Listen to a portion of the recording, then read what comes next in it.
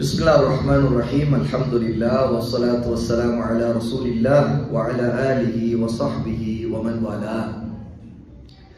நரகத்தில் சேர்க்கும் 100 பெரும்பாவங்களில் 46வது மார்க்கத்தின் பெயரால் பிதஅத்துகளை மார்க்கம் சொல்லாத, அல்லாஹோ அல்லாஹ்வுடைய நபியோ சொல்லாத, வழிகாட்டாத கொள்கைகளை அமல்களை உருவாக்கி கொண்டு அதன் மூலமாக பிரிவினையை ஏற்படுத்துவது மிகப்பெரிய பாவம்.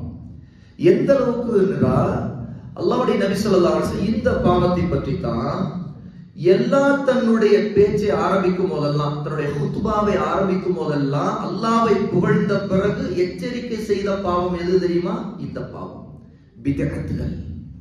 இன்னைக்கு நம்ம சமூகம் பிரிந்து பல கூறுகளா பிரிவினைகள்ல விழுந்து பலவிதமான கொள்கைகள், குழப்பங்கள், கருத்து வேறுபாடுகள், இது எல்லாம் ஏற்பட்டதற்கு காரணமே பிதஅத்துகள் தான்.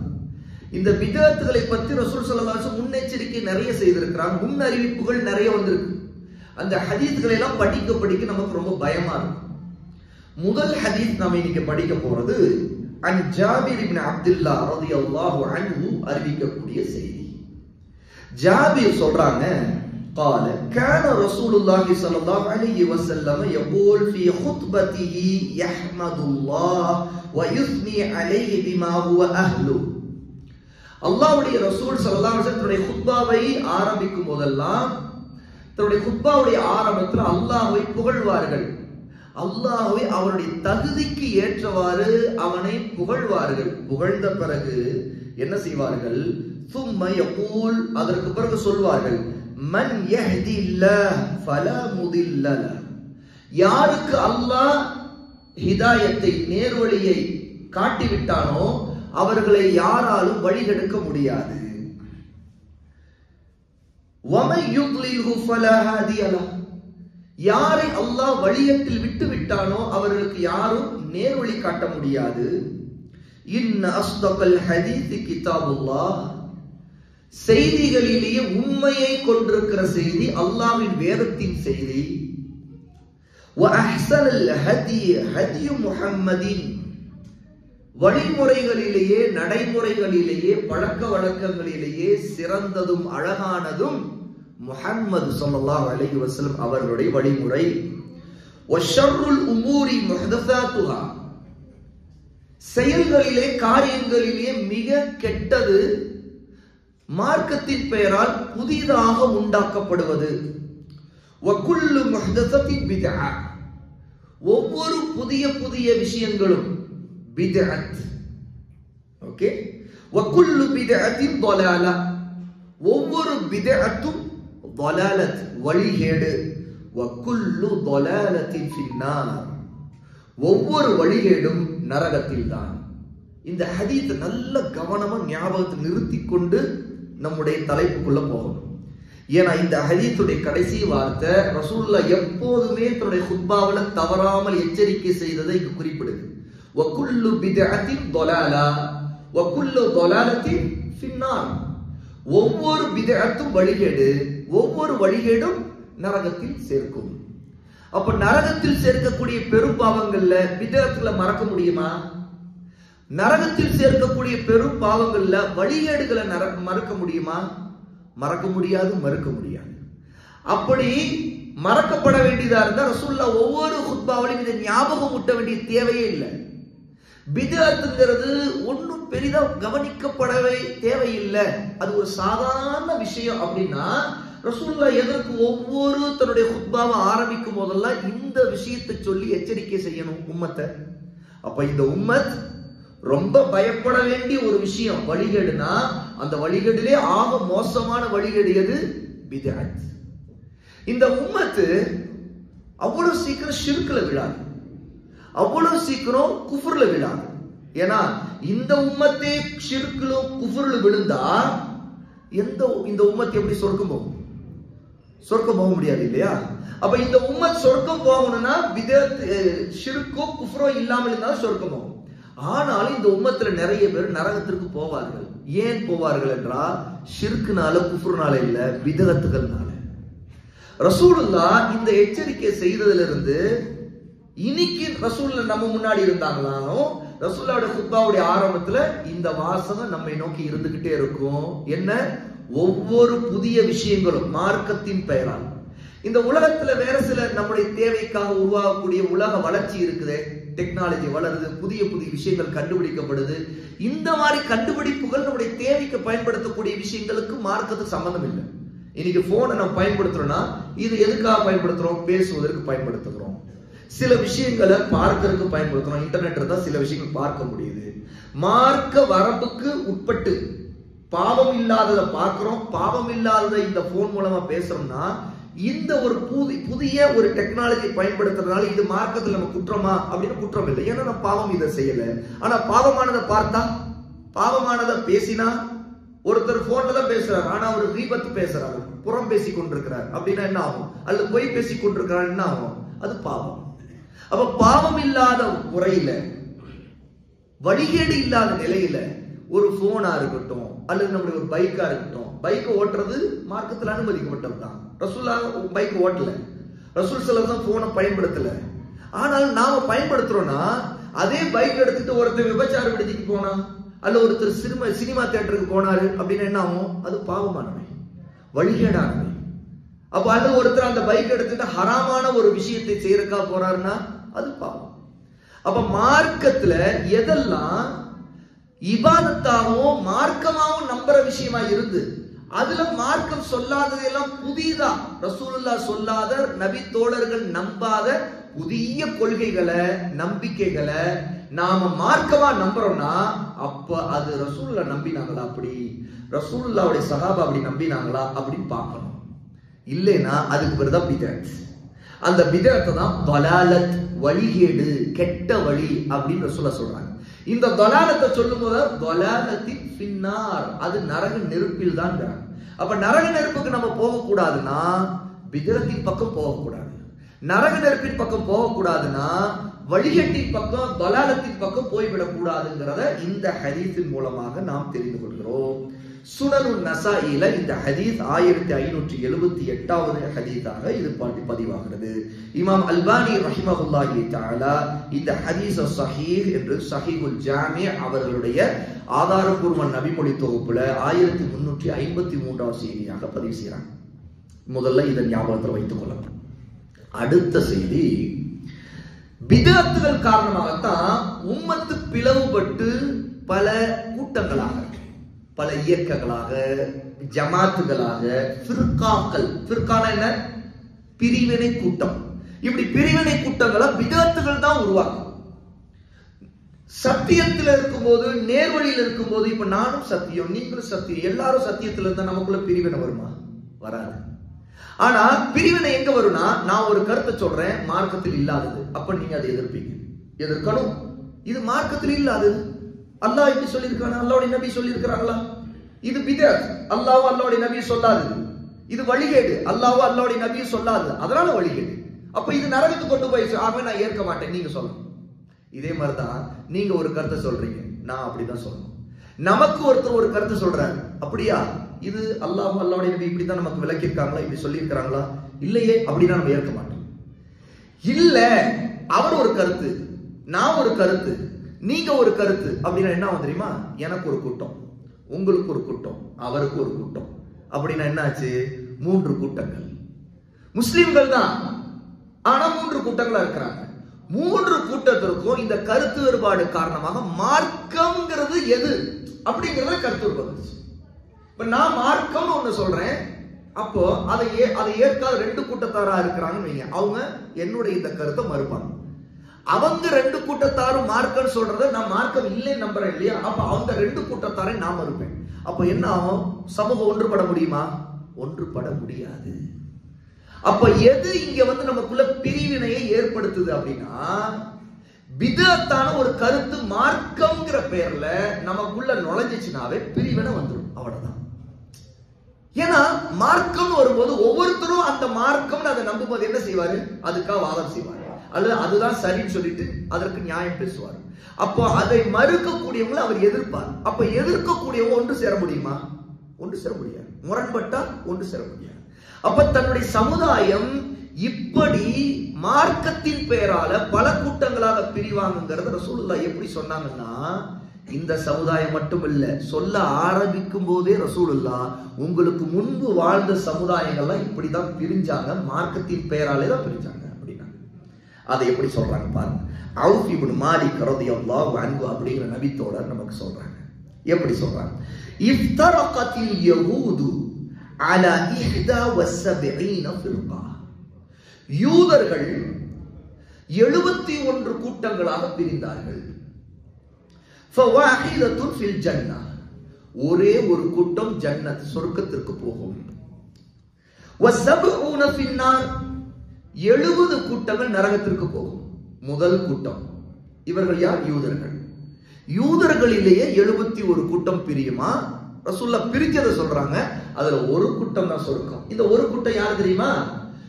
மூசா அலைஹிஸ்ஸலாத்து வஸ்ஸலாம்ங்கற நபிய உண்மையாக சரியாக ஈமான் கொண்டு மூசா அலைஹிஸ்ஸலாத்து வஸ்ஸலாம் எந்த மார்க்கத்தை கொண்டு வந்தாங்களோ, எந்த வேதத்தை அல்லாஹ் அவர்களுக்கு கொடுத்தானோ, அந்த வேதம் எது? தௌராத். அந்த தௌராத்தை சரியா புரிந்து கொண்டு மூசா அலைஹிஸ்ஸலாத்து வஸ்ஸலாம் எந்த மாதிரி மார்க்கத்தை விளக்கினாங்களோ அதுல அப்படியே தடம் மாறாம மூசாவுடைய பாதையிலேயே போன உண்மையான முஸ்லிம்கள்.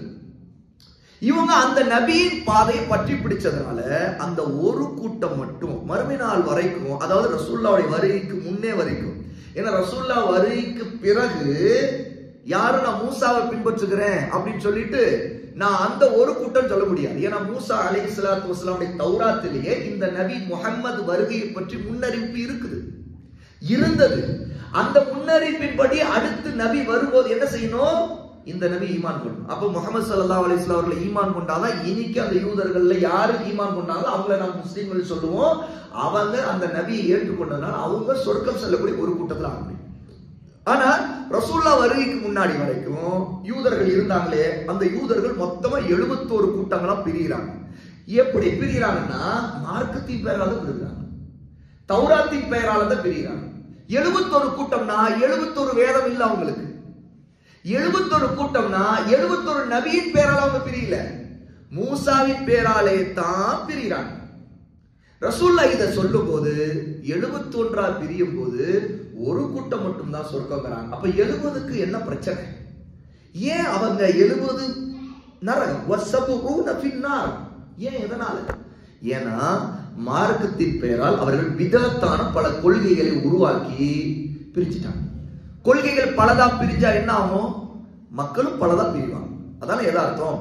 அப்போ உண்மையிலே அந்த ஒரு கூட்டம் சொர்க்கம் போறது ஏன் கேட்டா அவங்க நேர்வழியில் இருந்தவங்க. ரசூலுல்லாஹ் சொல்லிட்டாங்க. இப்ப யூதர்களை பத்தி பார்த்தோமா? அடுத்து கவனிங்க.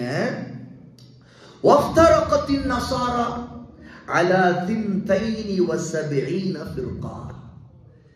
கிறிஸ்தவர்கள் 72 கூட்டங்களாக பிரிந்தார்கள். அதற்கு பிறகு ஃபஇஹ்தா வஸபூன ஃபின் நார், 71 கூட்டங்கள் நரக நெருப்பில் இருப்பார்கள். வவாஹிதத்து ஃபில் ஜன்னah, ஒரே ஒரு கூட்டம், வாஹிதா, ஒன்று, ஃபில் ஜன்னah, சொர்க்கத்தில் இருக்கும். இப்ப கவனிங்க. திரும்ப அது எப்படி கிறிஸ்தவர்கள் ஒரு கூட்டம் மட்டும் சொர்க்கம் போறாங்க? எதனால? அப்படி யூதர்களுக்கு சொன்னதை வச்சு கொஞ்சம் யோசிச்சு பாருங்க. இவர்கள் ஏன் இந்த ஒரு கூட்டம் சொர்க்கம் போக முடியுது? என்ன திங்க்? எதனால சொல்லுங்க. நான் கேட்டது ஒரு கூட்டம் சொர்க்கம் போறாங்களே கிறிஸ்தவர்கள்ல, அவங்க ஏன் ஒரு கூட்டம் சொர்க்கம் போக முடியுது? எஸ், மாஷா அல்லாஹ், பாரக்கல்லாஹு ஃபீக்கும், அல்லாஹ் உங்களுக்கு பரக்கத் செய்வாங்க. அவங்க உண்மையா ஈசா அலைஹிஸ்ஸலாத்து வஸ்ஸலாம் வந்தாங்களே, அந்த ஈசாவை உண்மையா சரியா நம்பிக்கை கொண்டவங்க. அந்த ஈமான்ல அவங்க தடம் மாறல. ஈசா அலைஹிஸ்ஸலாத்து வஸ்ஸலாமுக்கு அல்லாஹ் எனக்கு இன்ஜீல் வேதம், அந்த வேதத்தை உண்மையா சரியா ஈமான் கொண்டவங்க, அந்த பாதையில உண்மையா சரியா இருந்தவங்க. ஆனா 71 நரகம் போறாங்க இல்லையா? அவங்க ஏன் போறாங்க? கரெக்டா அதுக்கு முன்னாடி சொன்னீங்க. என்ன பதில்? பித்அத். ஏராளமான புது புது கொள்கைகளை உருவாக்கி கடைசியில் அவங்க பல கூட்டங்களா பிரிஞ்சு நரகத்துக்கு போறாங்க. பாருங்க, யூதர்கள் 71 பிரிஞ்சு 1 சொர்க்கம், 70 நரகம். கிறிஸ்தவர்கள் 72 பிரிஞ்சு 1 சொர்க்கம், 71 நரகம். இப்ப அடுத்தது நம்மை பற்றி தான் ரசூலுல்லாஹ் சொல்றாங்க. கவனிங்க. வல்லதி நஃப்சு முஹம்மதின் பியதி, முஹம்மதுடைய நஃப்ஸ், உயிர், ஆன்மா எவனுடைய கைவசம் இருக்கின்றதோ அவன் மீது சத்தியமாக.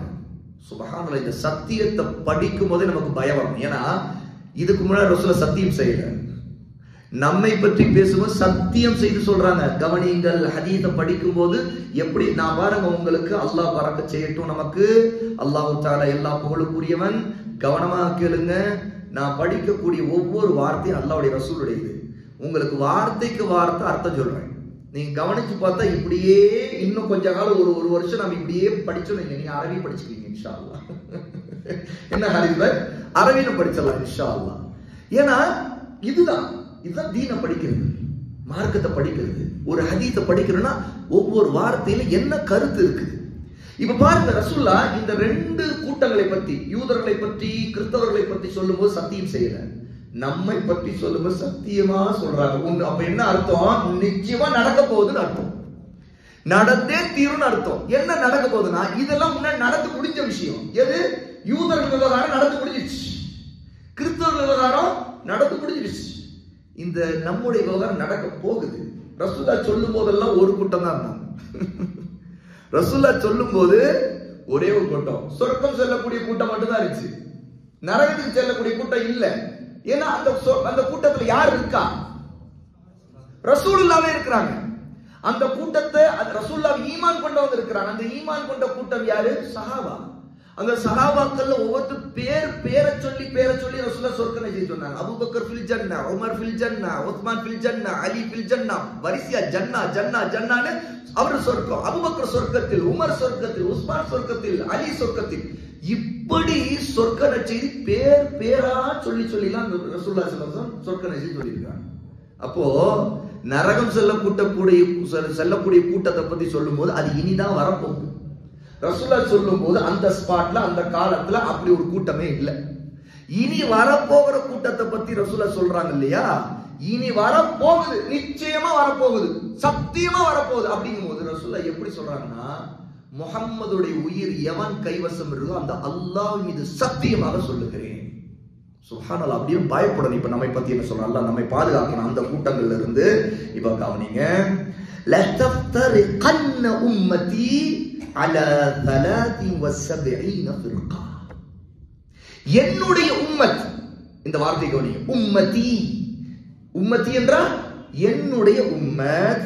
லதஃப்தரிகன்ன, நிச்சயமா பிளந்து போகும், பிரிவினையில் விழும், கூட்டங்களாக ஃபிர்காக்களாக ஆகிவிடும். உம்மதி அலா எத்தனை தெரியுமா?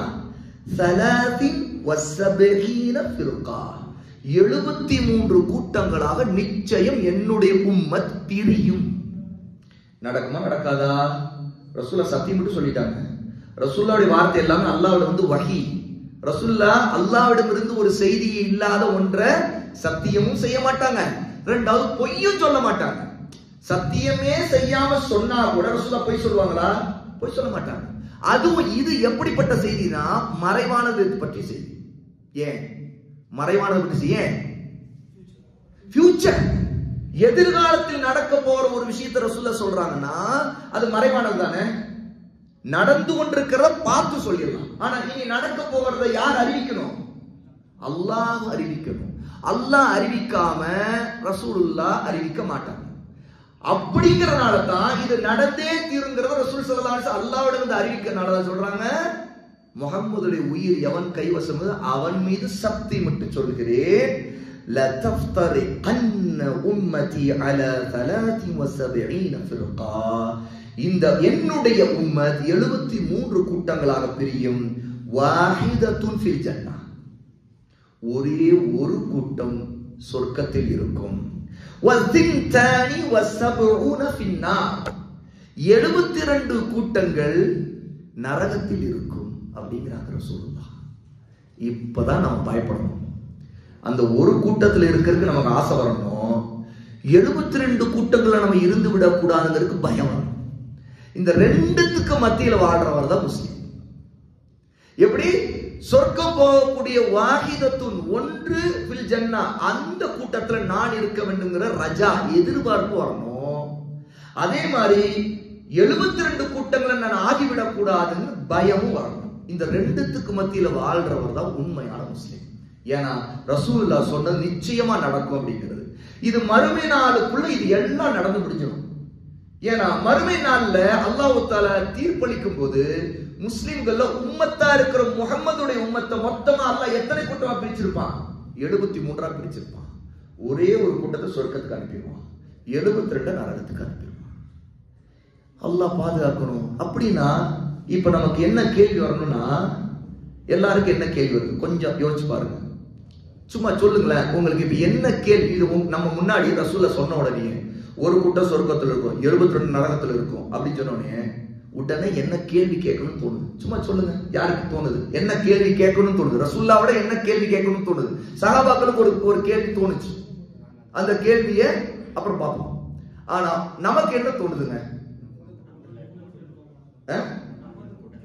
நாம அந்த கூட்டத்தில் இருப்போமா அப்படின்னு ஒரு கேள்வி வருது. சரி, வேற எந்த கூட்டம்? எது 72 எந்த கூட்டம் கேக்குறீங்களா? அந்த சொர்க்க போறது எந்த கூட்டம் கேக்குறீங்க? எஸ், மாஷா அல்லாஹ், பாரக்கல்லாஹு ஃபீக்கும்.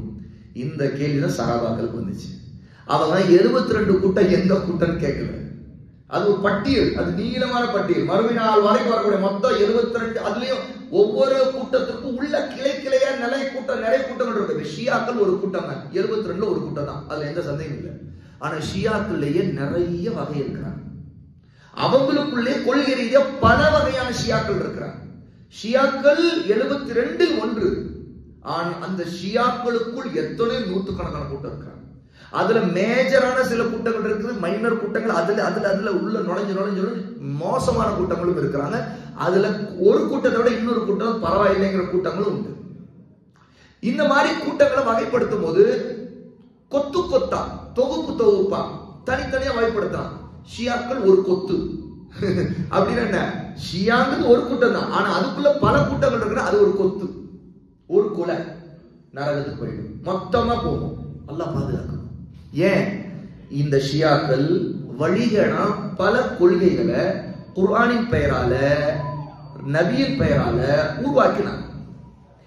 அவங்களுடைய பிரச்சனை என்ன? பிதத்தான பல கொள்கைகளை மார்க்கத்தால் அவங்க உருவாக்கிட்டாங்க. அதன் காரணமாக அவங்க ஒரு தனி கூட்டமா அவங்க உருவானது மட்டும் இல்ல, அவங்க எந்த அளவுக்கு நம்புறாங்கன்னா அவங்களை தவிர எல்லா கூட்டமும் நரகத்தான் போறதுன்னு நம்புறாங்க.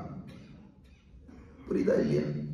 அப்போ பட்டியல் நீட்டமா ஆக தேவையில்லை. சுருக்கமா சஹாபா என்ன கேட்டாங்க? யார் ரசூலுல்லாஹ், சொர்க்கம் செல்லும் அந்த ஒரு கூட்டத்தா யாருன்னு கேட்டாங்க. ரசூலுல்லாஹ் அதற்கு 2 பதில் சொல்லியிருக்கிறாங்க. ஒரு பதில் வஹியல் ஜமாஅ, அவர்கள் தான் அல் ஜமாஅத் அப்படின்னா. அல் ஜமாஅத் அப்படின்னா அப்ப என்ன புரிஞ்சுக்கிறது? ஜமாஅத்னா ஒரே கூட்டம் அப்படின்னு விளக்கம். ஆனா எப்படி விளக்கிறது? இன்னொரு பதில் என்னன்னு கேட்டா, மா அன அலைஹி வ அஸ்ஹாபி, நானும் என்னுடைய தோழர்களும் எதன் மீது இருக்கின்றோமோ அதன் மீது இருக்கின்றவர்கள். அப்போ நான் எந்த கொள்கையில எந்த மார்க்கத்தை உங்களுக்கு சொல்லுகிறேனோ அதே மார்க்கத்தில் இருக்க வேண்டும். நான் மட்டுமில்லை, என்னுடைய தோழர்கள், அஸ்ஹாபி, என்னுடைய தோழர்களும் எதன் மீது இருக்கிறார்களோ அதன் மீது இருக்கிறவர்கள். அப்ப இதுல இருந்து ஒரு விஷயம் தெளிவாயிடும். சொர்க்கம் செல்லக்கூடிய ஒரு கூட்டத்தில் நாம் இருக்க வேண்டும் அப்படின்னா அதற்கு ஒரு உரைகள் தேவை, அதற்கு ஒரு அடையாளத்துக்கு இது இந்த பண்பை நம்ம வளர்த்துக்கணும் அப்படின்னு. அது என்னது? முதல்ல ரசூலுல்லாஹ் என்ன கொள்கை இருந்தாங்க அதே கொள்கை, அதே நம்பிக்கை, அதே முறையில நம்முடைய மார்க்கத்தை நம்ம பின்பற்றுகிறோமா பார்க்கணும். அதுல ஒரு குழப்பம் வருதுன்னு வைங்களேன், கருத்து வருதுங்களேன். ரசூலுல்லாஹ் ஒரு கூட்டத்தை உருவாக்குனாங்க, அவங்க நேரடியா உருவாக்கிய கூட்டம், சொர்க்கம் செல்லக்கூடிய கூட்டம் தான். யார் அவங்க? சஹாபா. அந்த சஹாபாக்கள் இன்னைக்கு நாம சில விஷயங்களை நம்புறோம்னா அல்லது மார்க்கமா பேசுறோம்னா அது போன்ற ஒன்றைத்தான் அவங்களும் நம்பி இருந்தாங்களா அல்லது அதற்கு மாறா நாம இருக்கிறோமா? இதை பார்க்கணும். ஏன்னா நிச்சயமா ஒன்று தெளிவானது என்னன்னா, மா அன அலைஹி வ அஸ்ஹாபின் ரசூலுல்லாஹ் சொன்னதுல நானும் என் தோழர்களும் அப்படி ரசூலுல்லாஹ் சேர்த்து சொல்லிட்டாங்கல்ல. அப்போ பிரிக்க முடியாத ஒன்று என்னன்னா, சொர்க்கம் செல்லக்கூடிய ஒரு கூட்டத்துல ரசூலுல்லாஹ் இருக்கிறத போல சஹாபாக்களும் இருப்பாங்க. இப்ப யாரெல்லாம் அந்த கூட்டத்துல இருக்குன்னு நினைக்கிறாங்க அவங்க எல்லாம் என்ன செய்யணும்? ரசூலுல்லாஹ்வை பின்பற்றணும். சஹாபாக்கள் எப்படி ரசூலுல்லாஹ்வை பின்பற்றணும் அது போலத்தான் பின்பற்றணும் அப்படிங்கிறதுல தெளிவாயிரும். ஏன்னு கேட்டா சஹாபாக்கள் ஒரு காலம் மார்க்கத்துல பிதஅத்துல உருவாக்குறாங்க, மார்க்கத்தின் பேர பொய்களை சொல்லல, மார்க்கத்தின் பெறா தன்னுடைய மனைவிக்கு தன்னுடைய மண்டைக்கு உதிக்கிறதெல்லாம் மார்க்கமா அவங்க நம்பல. ரசூலுல்லாஹ் என்ன சொன்னாங்களோ அந்த வரம்புக்குள்ள, அந்த லிமிட்டுக்குள்ள மார்க்கத்தை பின்பற்றினாங்க. அதனால தான் இன்னைக்கு சஹாபாக்கள் மூலமா ஆயிரக்கணக்கான ஹதீஸ்கள் தொகுக்கப்பட்டதை நம்ம நம்புறோமே. ஏன் நம்புறோம்? அந்த நம்பிக்கைக்கு அடிப்படை காரணம் அவர்கள் எல்லோரும் உண்மையாளர்கள். ஒரு சஹாபி விஷயத்துல அவருடைய நம்பகத்தன்மை ஒரு கேள்வி எழுப்பியாச்சுன்னா அந்த ஒரு சஹாபி மீது மட்டுமல்ல, மொத்த சஹாபாக்கள் மேலையும் கேள்வி வந்துடும். ஏன்? சஹாபாக்கள் மொத்தமாகவே உண்மையாளர்களா தான் இருந்தாங்க.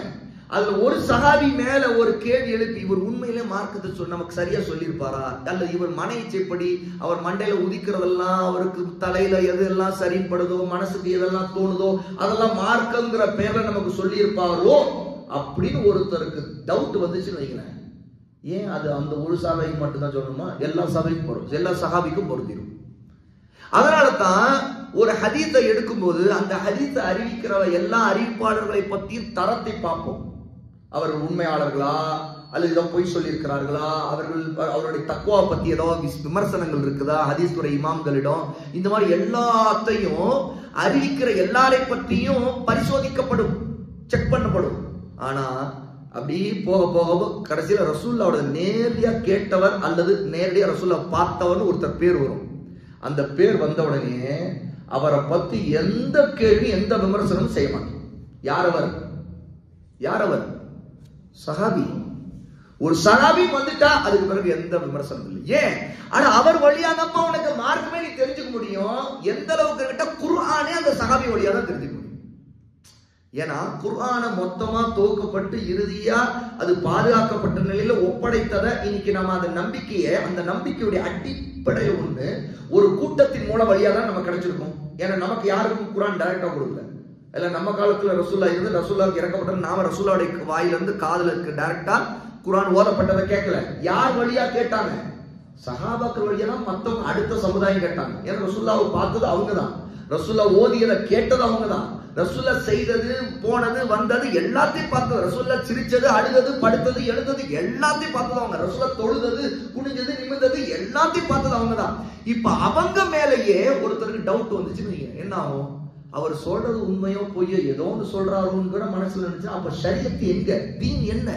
அவ்வளவு தீனே சந்தேகத்துக்குள்ளாங்க. அதனாலதான் சொர்க்கம் செல்லக்கூடிய ஒரு கூட்டத்துல தாங்க இருக்க வேண்டுங்கிற கேள்விக்கு சஹாபாக்கள் ஆசைப்பட்டு யார் ரசூலுல்லாஹ் அந்த சொர்க்கம் செல்லக்கூடிய ஒரு கூட்டம் எதுன்னு கேட்கும்போது ரசூலுல்லாஹ் என்னை பின்பற்றுவோம்னு சொல்லி முடிச்சிட்டாங்கன்னா வேலையே இல்லை. ஆனா என்ன சொன்னாங்க? நானும் என் தோழர்களும் சொல்லி அந்த தோழர்கள்ட்டே சொல்றாங்க. கவனமா கேளுங்க, பாயிண்ட் திங்க் பண்ணுங்க. முன்னாடி உட்கார்ந்து இருக்கணும் தோழர்கள் தானே. நானும் என் தோழர்களும் எதன் மீது இருக்கின்றோமோ அதன் மீது இருக்கின்றவர்கள். இந்த மார்க்கம், இந்த ஈமான், இந்த இஸ்லாம், இது நான் சொல்லிக் கொடுத்த என் தோழர்கள் புரிந்து கொண்ட முறையில ஒட்டு மொத்தமா அதை எடுத்துக்கொண்டு அப்படியே பின்பற்றி கொண்டு போற கூட்டம் தான் சொர்க்கம் செய்ய கூட்டம்.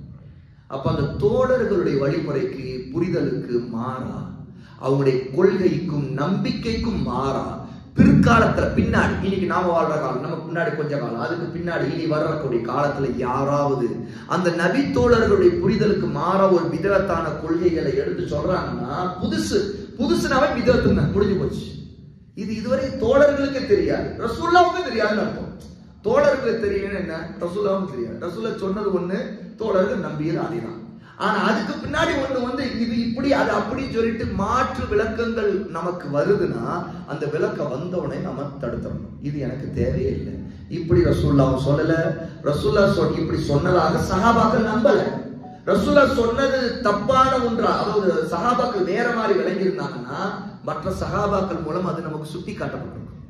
ஏன்னா சஹாபா தெளிவா மார்க்கத்தை இதுதான் சரியா விளங்கி கொண்டுதான் பின்பற்றினாங்க. அதனாலதான் அவங்க சிறந்த சமுதாயம் ஆனாங்க. ரசூலுல்லாஹ்வை சஹாபாவை வைத்துதான் அல்லாஹ் தஆலா குன்தும் கைர உம்மத்தின் உக்ரிஜத் லின்னாஸ் அப்படின்னு அல்லாஹ் ஆயத் இறக்குறார். சூரா ஆல் இம்ரான் 3வது சூராவுடைய 110வது ஆயத்.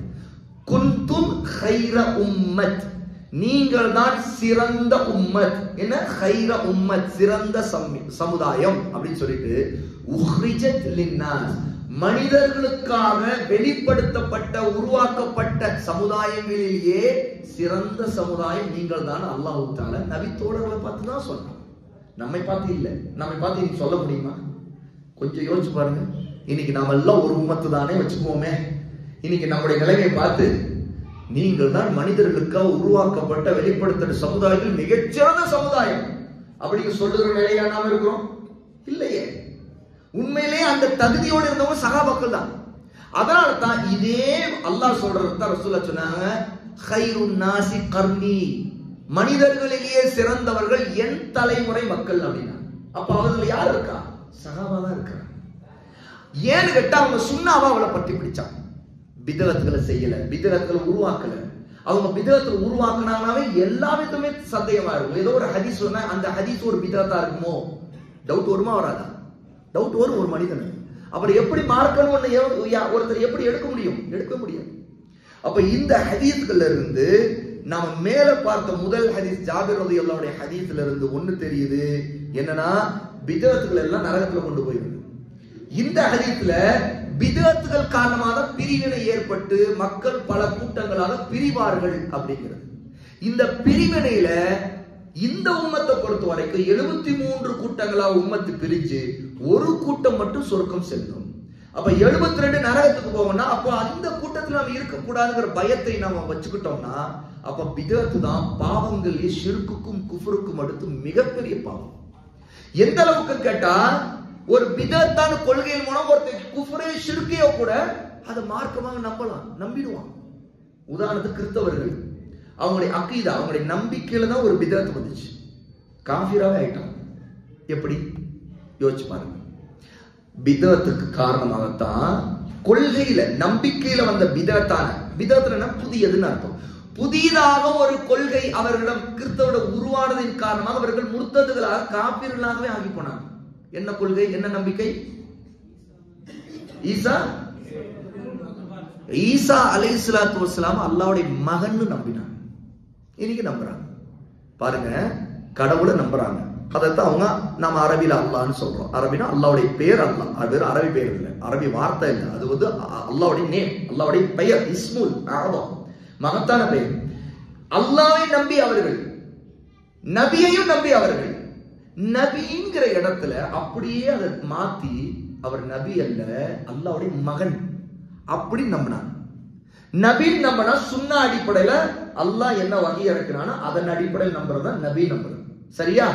ஆனா பிதஅத்தான ஒரு கொள்கை வந்துச்சு அவங்க உள்ளத்துல. என்னன்னா அவங்க ஒரு நம்பிக்கைக்கு வந்தாங்க, இல்ல இவர் அல்லாஹ்வுடைய நபி இல்ல, இவர் ஜஸ்ட் நாட் எ ப்ராஃபட், இவர் வந்து ஒரு தீர்க்கதரிசி இல்ல, இவர் அல்லாஹ்வுடைய மகன், தேவகுமாரன், கர்த்தருடைய தேர்ந்தெடுக்கப்பட்ட தத்தெடுக்கப்பட்ட பரிசுத்த சுதன். சுதன் என்ன?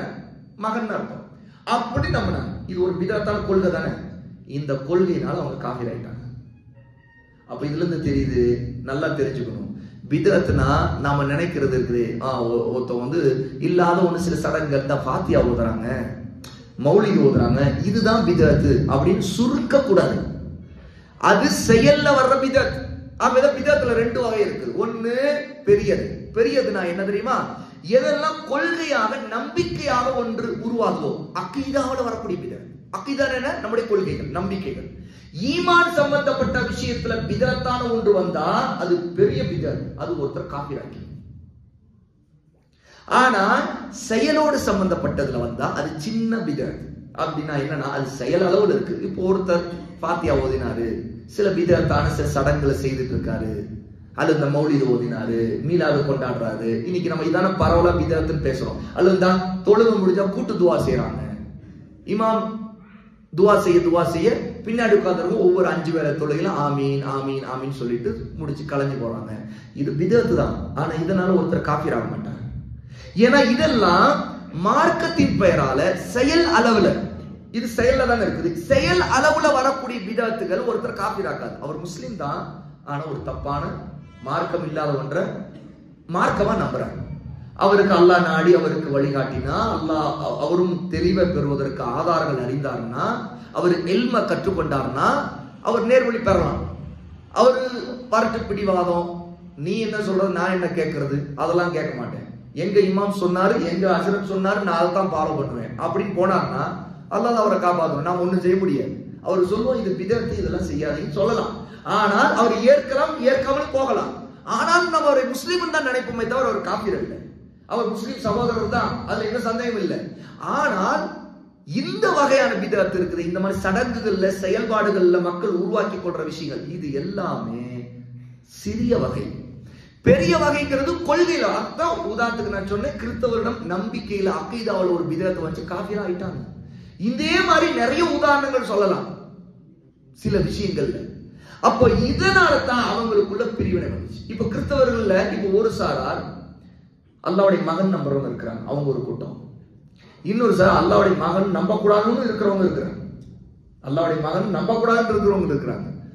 ஆனால் இப்படி பலவிதமான கூட்டங்கள் காரணம். ஆனா இன்னைக்கு நம்ம பார்க்கிற கிறிஸ்தவர்கள் அப்படி, அவர்கள் எல்லாருமே ஈசா அலைஹிஸ்ஸலாத்து வஸ்ஸலாம் அல்லாஹ்வுடைய மகன் என்றுதான் நம்பக்கூடியவர்கள். ஆகவே அவர்கள் யாரும் இஸ்லாமுக்குரியவர்கள் அல்ல.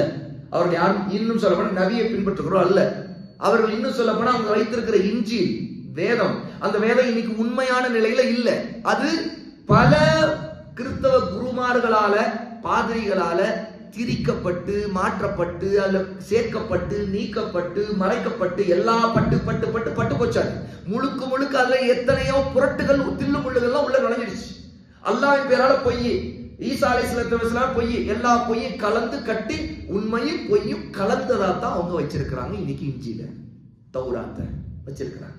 அப்ப அவங்களுடைய பிரிவினைகளை வந்தது காரணம் பிதஅத்துகள் தான். அதே போலத்தான் ரசூலுல்லாஹ் சத்தியம் மட்டும் சொல்றாங்கல்ல, என்னுடைய உம்மத்துல 73ஆம் பிரிவாங்க. இதுவும் நம்முடைய காரணம், பிரிவினைகள் காரணம் பிதஅத்துகள் தான். இன்னைக்கு ஒருத்தருக்கு ஒருத்தர் சண்டை, ஏதோ உலக விஷயம், ஏதோ சொத்து பிரச்சனை அல்லது ஒரு வியாபாரத்துல அல்லது இந்த பக்கத்து வீட்டுக்காரங்க ஏதோ அவங்களுக்குள்ள வந்து சில விஷயங்கள்ல தண்ணி பிரச்சனை, இப்படி சண்டை வருதுன்னு வைக்கிறேன். இந்த சண்டைக்கும் பிதஅத்துக்கும் ஏதோ சம்பந்தம் இருக்கா? யோசிச்சு பாருங்க. பிரிவினை தான் இருக்கும், அவங்களுக்குள்ள சண்டை, பேசாம இருக்கலாம், என்னவோ நடக்கும், ஏன் வெட்டு குத்த நடந்துக்கலாம்னு வச்சுக்கோங்களேன். கொலையே போட்டு நடந்துருச்சு. இந்த கொலைங்கிற பாவம் இருக்குதே, அவர்கள் செய்தது ஒரு பெரும் பாவமா இருக்குமே தவிர அவங்க பிதஅத் செய்தவர்கள் ஆக மாட்டாங்க. ஏன்னா ஒருத்தர் நிலத்தகராறோ அல்லது வியாபார தகராறோ அல்லது மற்ற தகராறுலையோ அவங்க சண்டை போடுறாங்கன்னா அது உலகத்துக்காக உள்ளது. உண்மையா இல்லையா? மார்க்கத்துக்காக சண்டை போட்டுக்கிட்டு இருக்காங்க அவங்க இல்ல. வாக்குவாதம் அவங்களுக்கு மத்தியில வந்து மார்க்கத்துக்காக இல்ல, உலக விஷயங்கள். இதனால அவங்க பெரிய பாவத்தை செய்தா கூட அந்த பாவத்தை அல்லாஹ் நாடினா மன்னிப்பான், அல்லாஹ் நாடினா தண்டிப்பான். அதுக்கும் பிதஅத்து சம்பந்தம் இல்லை. ஆனா பெரும்பாவம் கொலையே செய்திருக்கார், பெரிய பாவம் தான், சந்தேகம் இல்லை. நம்ம இதே தொடர்ந்து நம்ம பார்த்தோம், கொலை ஒரு பெரிய பாவம், நரகத்துக்கு கொண்டு போய் சேர்க்க பெரும்பாவங்கள் அதையும் பார்த்தோம். ஆனால் பிதஅத்துகள் எப்படின்னு கேட்டா தௌபா ஒருத்தர் செய்ய மாட்டான். அதான் பிதஅத்துடைய மோசமான கோரமான அதனுடைய நிலை. ஒருத்தர் கொலை செய்யலாம், அவன் பாவம் நம்புவான், உண்மையா இல்லையா? நம்புவானா இல்லையா? அதான் நம்ம கொலை செய்துட்டோம், ஒரு பெரிய பாவத்தை பண்ணிட்டோம் அப்படின்னு நம்புவான். ஏன்னா அவனுக்கு தெரியுது அது பாவம்னு. ஆனா பிதஅத் செய்யறவர் என்ன நினைப்பார்னா, தான் ஒரு விஷயத்த மார்க்கமா நம்புறதுனால அது நன்மை நம்புவார். இது கொள்கை, இது ஹக் அப்படிப்பாரு. இது பாத்தில், இது தலாலத்து, இது வழிகேடு, இது பிதஅத் அப்படின்னு சொன்னா அதெல்லாம் இல்லைங்க. இந்த ஆதாரம், அந்த ஆதாரம், அந்த ஆதாரம், இந்த ஆதாரம் அப்படிம்பாரு. எந்த ஆதாரம் கொடுத்தாலும் நபி இப்படி நம்பினாங்களா? இல்ல. அந்த ஆதாரத்துல நபி இப்படித்தான் உங்களுக்கு விளக்குனாங்களா? அல்ல சஹாபாக்கள் இப்படித்தான் விளக்குனாங்களா? இல்லையே. அப்படி என்றா பின்னாடி அவர் குர்ஆனுக்கும் ஹதீஸுக்கும் கொடுக்கிற விளக்கம் என்ன? அது புதிய நூதனமான விளக்கங்கள் கொடுப்பதன் மூலமா தான் வழிகட்டுறாங்க மனிதர்கள். ஆகவேதான் சகோதரர்களே, இந்த தலைப்புல மிக முக்கியமா நம்ம பார்த்திருக்கிற ஹதீஸுகள் மூலமா ஒன்றை தெரிந்து கொள்ளணும். பிதஅத்துகள் தான் பிரிவினை ஏற்படுத்தும். பிதஅத்துல் ஒரு மனிதன் நரகத்துல கொண்டு போய் சேர்க்கும். பிதஅத்துகள் தான் ரசூல் ஸல்லல்லாஹு அலைஹி வஸல்லம் எப்போதுமே தொலாலத்து வழிகேடு வழிகேடு வழிகேடுன்னே ஒவ்வொரு ஹுத்பாவையும் தவறாமல் சொல்லிட்டு வந்திருக்கிறாங்க. ஆகவே நாம் நரகத்திற்கு கொண்டு போகக்கூடிய 100 பெரும்பாவங்களை இந்த பெரும்பாவத்தின் விஷயத்தில் மிகவும் எச்சரிக்கையாக இருக்கணும். எப்போதுமே நாம் சுன்னாவுக்கான ஆதாரத்தை நபி தோழர்களுடைய புரிதல், அவங்களுடைய அண்டர்ஸ்டாண்டிங், அவங்களுடைய நம்பிக்கை, அவங்களுடைய பிலீஃப்ஸ், இது அடிப்படையில் இருக்குதான் பார்க்கணும். புதுசா அதுக்கு முரண்படுதுனாலே தூக்கி வச்சாங்க. இது பிதஅத்துகள், இப்படித்தான் வழிகேடு. ஒவ்வொருத்தரும் ஒரு புது புது கருத்தா ஒன்ன சொல்ல சொல்ல சொல்ல அது எல்லாமே அதுக்கு ஒரு கூட்டம் உருவாகும். இப்ப ஒருத்தருடைய பர்சனாலிட்டி ஈர்க்கும் விதமா, அல்லது அவருடைய பிரசன்டேஷன் பிடிக்கும் விதமா, அல்லது அவருடைய இன்டர்பிரேஷன் வியாக்கியானம், இந்த வியாக்கியானம் வந்து ஏதோ ஒரு இடத்துல சூப்பர்ப்பா அப்படின்னு அதுக்காக ஒன்றை ஹக்குன்னு நம்பினா, இந்த உலகத்துல எத்தனையோ இன்டர்பிரேஷன், ஒவ்வொரு வழிகேடான விஷயங்களுக்கு இந்த உலகத்துல எத்தனையோ தத்துவவாதிகள் இருக்கிறாங்க. தத்துவவாதிகள் தத்துவம் பேசுவான் பேசுவான் பேசுவான் பேசுவான், அவ்வளவு பேசியிருப்பான். அப்படி பார்த்தா எல்லாமே ஹக்குன்னு தான் சொல்லணும். அது அளவுகள் இல்ல. இங்க வாதத்துக்கு அளவுகள் இல்ல, தர்க்கத்துக்கு அது அளவுகள் அல்ல, ஆதாரம் அளவுகள். அந்த ஆதாரத்துக்கான சரியான விளக்கம் தான் அளவுகள். அந்த விளக்கம்ங்கிறது ஒவ்வொருத்தருக்கும் என்ன மண்டையில உதைக்குதோ, மனைச்சிக்கு எது சரிப்படுதோ, அது பொலிட்டிக்கல் இன்டர்பிரேஷன் அல்லது சயின்டிபிக் இன்டர்பிரேஷன். இன்னைக்கு பாருங்க, குர்ஆனுக்கும் ஹதீஸுக்கும் வியாக்கியானங்கள் பல கோணங்கள்ல மாறுது. காலத்துக்கு காலம். ஒரு காலத்துல சயின்ஸ் எல்லாம் அவ்வளவு வளர்ச்சி அடையாத காலத்துல அந்த சயின்ஸ்ங்கிற கோணத்துல இன்டர்பிரேஷன் அவள் இருந்திருக்காரு. சயின்ஸ் அதிகரிச்சு அதை பற்றிய பரவலா அது பற்றிய பேச்சு அதிகரிச்ச பிறகு குர்ஆனுடைய ஒரு ஆயத்தையோ ஒரு ஹதீஸையோ சயின்டிபிக்கலா இன்டர்பிரேட் பண்றது, அதன் மூலமா அதுதான் அதோடைய விளக்கம். இந்த ஹதீஸ்ல ரசூலுல்லாஹ் சொல்றாங்க, அதுதான் அதுக்கு இது அர்த்தம் அப்படின்னு சொல்லிட்டு மனிதனுடைய கண்டுபிடிப்புல ஒன்று நமக்கு ஈர்க்கப்பட்டா ஏற்கனவே நம்ம அறிந்த குர்ஆனுக்கும் ஹதீஸுக்குள்ள ஒன்றை என்ன செய்யறது, பொருத்தி இதுக்கு இது விளக்கம் அப்படின்னு சொல்றது. இது ஒரு வகை. இன்னொன்னு பொலிட்டிக்கல் இன்டர்பிரேஷன், அரசியல் மயப்படுத்தப்பட்ட வியாக்கியானம். இன்னைக்கு அரசியல் உலகத்துல என்ன நடக்குதோ, என்னென்ன சதிகள் நடக்குதோ, என்னென்ன பிரச்சனைகள் ஓடிக்கிட்டு இருக்குதோ, அதை எல்லாத்தையும் பார்த்துட்டு அட குர்ஆன்ல அல்லாஹ் இப்படி சொல்றான், ஹதீஸ் இப்படி சொல்லி, இதுதான் அது, இதுதான் அது, அதுதான் இது அப்படின்னு சொல்லிட்டு ரெண்டை கோர்த்து பொருத்துறது. இது எல்லாமே பல நேரங்கள்ல என்ன பிரச்சனைனா, வழிகேடான வியாக்கியானங்களை அல்லாஹ்வும் அல்லாஹ்வுடைய நபியின் நாடாத கருத்தை கொண்டு வந்து புகுத்தி திணிச்சு இதுதான் மார்க்கம், இப்படித்தான் நம்பணும், இதுதான் அது, அதுதான் இது அப்படின்னு சொல்லி வியாக்கியம். அப்படின்னா என்ன ஆகுது, இதனால்தான் பிரிவினைகள், குழப்பங்கள், கருத்து வேறுபாடுகள் அதிகரிக்கிறதையும் நம்ம இந்த இடத்துல நினைவுகள் கொள்ளணும். ஆகவே அல்லாஹ் சுப்ஹானஹு வ தஆலா நம்மை பிதஅத்தான எல்லா கொள்கைகளை விட்டும் புதிதான கூட்டங்களை விட்டும் நம்மை அனைவரையும் பாதுகாப்பானாக. அல்லாஹ்வோட தௌபா செய்வோமாக. எல்லா நேரங்களும் எல்லா சுன்னாவை பற்றி பிடித்து சஹாபாக்கள் எப்படி இந்த தீனை விளங்கி அமல் செய்தாங்களோ அது போலவே நம்பிக்கை கொண்டு அமல் செய்யக்கூடியவர்களாக அல்லாஹ் நம் அனைவரையும் ஆக்குவானாக. வ ஆகிரு தஅவானா அல்ஹம்துலில்லாஹி ரப்பில் ஆலமீன்.